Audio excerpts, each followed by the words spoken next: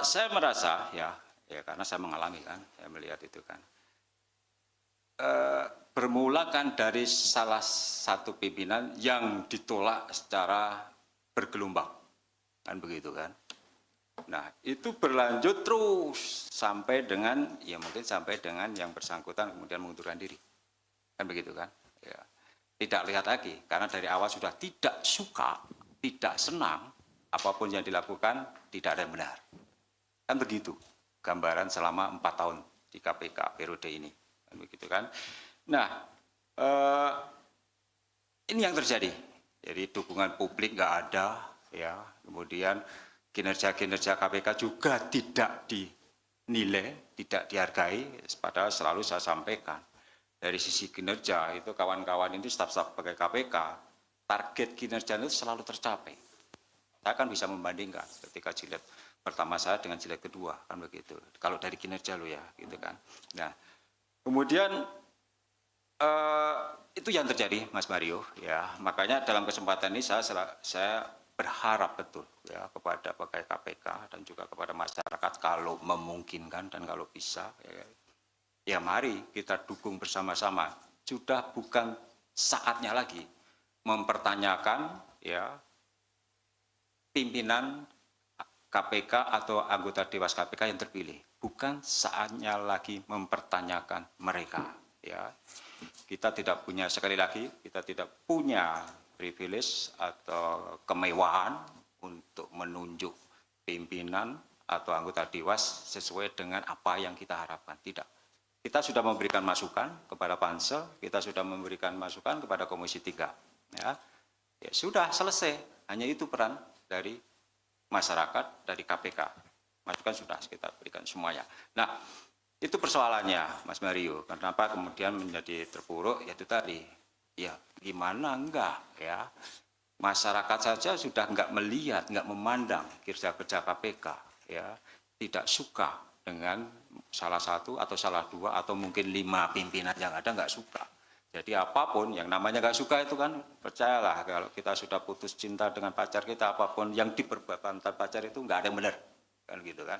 Kan seperti itu ya, suara-suara di luar seperti itu, dan kami berusaha ini menjaga komitmen dari staf pegawai KPK untuk menjaga terus bersemangat. Itulah tugas berat dari pimpinan, itu tersita di situ. Belum lagi selama 2 tahun itu kita kena COVID ya. Nah, itu praktis itu pegawai KPK itu nggak lebih dari 50% efektif yang bekerja. Nah, itu pun kinerjanya masih tercapai. Kan begitu kan.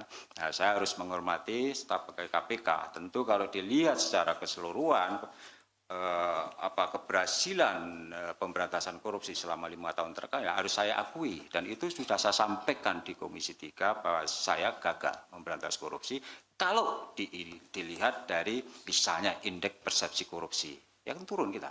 Ya, saya harus akui itu.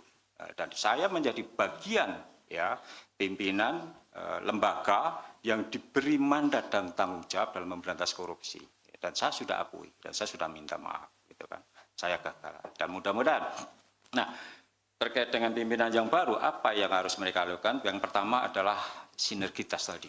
Ini tidak mudah karena menyatukan 5 pikiran, 5 ide, 5 kepala. Frekuensi 5 pimpinan harus sama dulu, kan gitu, harus sama, kalau enggak bubar. Ya, mungkin awal-awal pengalaman saya awal-awal mungkin masih akrab, ya masih rapat satu meja dan lain sebagainya. Saya nggak tahu bisa bertahan berapa lama. Ya, ketika kemudian tergoda dengan kepentingan yang sifatnya pribadi, person, ya kemudian pergi tanpa izin, tanpa pamit, pergi kemana pimpinan lain nggak tahu, ya sudah, ya tinggal menunggu waktu bahwa kolegialitas itu akan pecah. Gitu kan. Saya selalu mewanti-wanti itu ya saya berharap pimpinan ke depan itu 5 tahun itu bukan sebentar ya, bukan sebentar.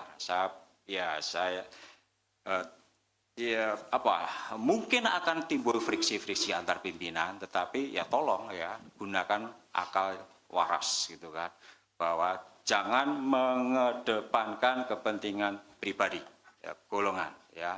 Nanti pegawai-pegawai KPK akan turut mengawasi mereka, menjaga pimpinan. Saya sampaikan, jagalah pimpinan kalian kan gitu kan.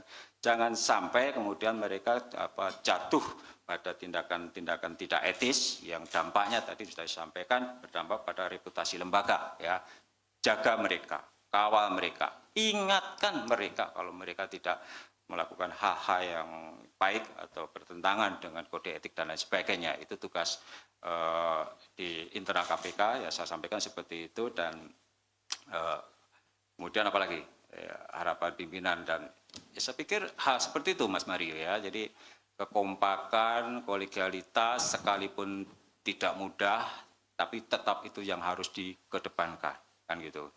Ketua KPK dia tidak punya hak veto, ya, sama suaranya, ya. Jadi dalam pengambilan keputusan bukan berarti 4 pimpinan itu bisa dikalahkan dengan 1 veto ketua. Tidak, suaranya sama.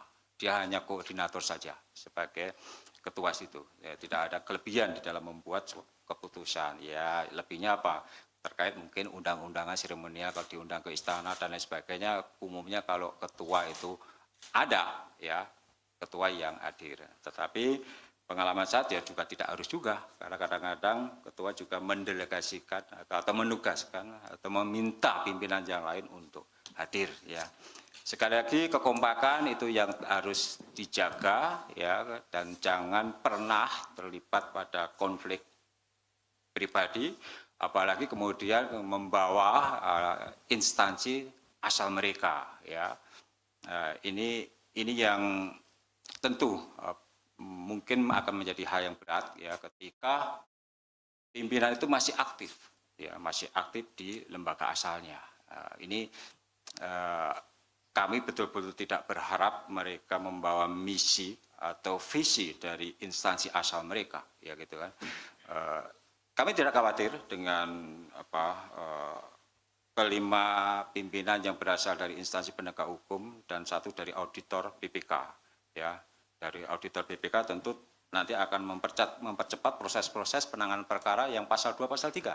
Karena di situ ada unsur kerugian keuangan negara, ya, yang harus dilakukan audit, meskipun secara internal KPK sudah punya akuntan forensik yang juga bisa melakukan hal yang sama, ya. Saya pikir ada hakim tipikor, ya, saya beberapa kali satu majelis dengan Pak Ibnu, itu bukan sesuatu yang asing juga, ya, dalam penanganan perkara korupsi. Yang bertiga tentu karena sudah di KPK, tentu juga bisa mempercepat akselerasi, tidak perlu penyesuaian lama saya kira, ya. 5 pimpinan itu langsung bisa tune in, ya, karena tugas-tugas yang nanti akan mereka emban itu sudah pernah mereka alami di instansi asal sebelumnya atau mereka yang dulunya pernah di KPK. Jadi ini barangkali menjadi nilai tambah buat pimpinan-pimpinan yang baru. Sekali lagi, asal mereka tidak terlibat konflik kepentingan atau itu tadi, ya, membawa visi misi dari instansi asal. Hindarkan hal itu, tetaplah profesional, ya. Karena apa? Ya, umumnya yang saya alami ketika nanti di KPK itu menangani suatu case perkara yang menyangkut aparat penegak hukum, ya, entah dari kepolisian, kejaksaan atau kehakiman. Kebetulan ada hakim di Dewan Pengawas juga ada 2 hakim, ya. Profesional saja dong, gitu. Pasal 11 jelas kok, ya. Subjek hukum KPK yang pertama dan terutama itu adalah penegak hukum, gitu, penegak hukum. Dan kalau saya menilai problematika pemberantasan korupsi di Indonesia itu justru terletak di institusi lembaga penegak hukum. Itu yang harus menjadi fokus KPK. Saya kira itu harapan kami, mereka lebih bisa berkoordinasi, ya, dengan kepolisian, dengan kejaksaan, dengan Mahkamah Agung, ya. Bagaimana membangun institusi penegak hukum yang terpercaya, ya. Bagaimana membangun lembaga yang berintegritas, ya, aparat penegak hukum yang profesional. Itu harapan kami, ya. Itu menjadi salah satu tugas KPK. Dan saya kira kita berharap pimpinan yang baru maupun anggota dewas yang baru itu bisa melakukan itu, lebih mampu berkoordinasi. Saya akui, saya gagal melakukan koordinasi dengan baik, ya, karena kalau menurut saya hitam putih. Saya nggak melihat apakah itu penegak hukum atau tidak. Saya hanya mengikuti undang-undang KPK. Domain KPK ini, ya, itulah yang kemudian barangkali kelemahan saya tidak bisa berkompromi, kan begitu. Ya, selama 9 tahun di KPK 4 kawan seangkatan saya tindak gitu ya. Itu ya satu angkatan ya distan ya gitu kan. Ya, teman-teman pasti sudah tahu kan siapa saja kan gitu. Jadi saya pikir itu yang harus menjadi pedoman pimpinan KPK itu. Jangan berkompromi ya, terhadap undang-undang KPK dan lain sebagainya.